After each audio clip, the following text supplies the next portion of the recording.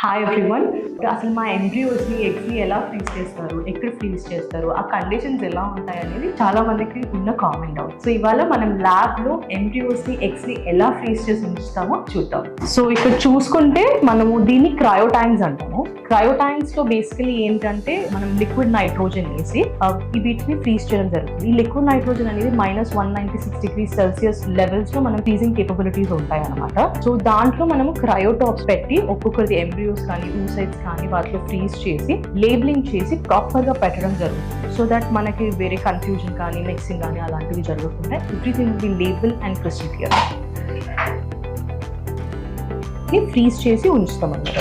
So ఇవి క్రయోటాప్స్. మనం ఒక్కొక్కటి ఒక్కొక్క లేబుల్తో మనం ఫ్రీజ్ చేసి ఉంచుతాము. ఇదంతా లిక్విడ్ నైట్రోజన్ లో స్టోర్ అయ్యింది. సో వీటిని క్రయోటాప్స్ అంటాం అనమాట. సో ఈ క్రయోటాప్స్ ఏంటంటే ఇక్కడ మనము ఒక్కొక్క క్రయోటాప్ లో 2 to ఎంబ్రియోస్ ని ఫ్రీజ్ చేసుకోవడం జరుగుతుంది. లేదంటే మనం ఎగ్స్ ఫ్రీజింగ్ చేసుకుంటే ఆ ఎగ్ నెంబర్ బట్టి ఇక్కడ ఫ్రీజ్ చేసి వీటి మీద లేబులింగ్స్ చేసుకొని మనము ప్రతి ఒక్కటి క్రయోటాంక్ లో పెట్టడం జరుగుతుంది. This is how we freeze. Almost about 5 to 10 years వరకు సేఫ్ గా వీటిని ఫ్రీజ్ చేసుకొని మనం ఉంచుకోవచ్చు. Thank you.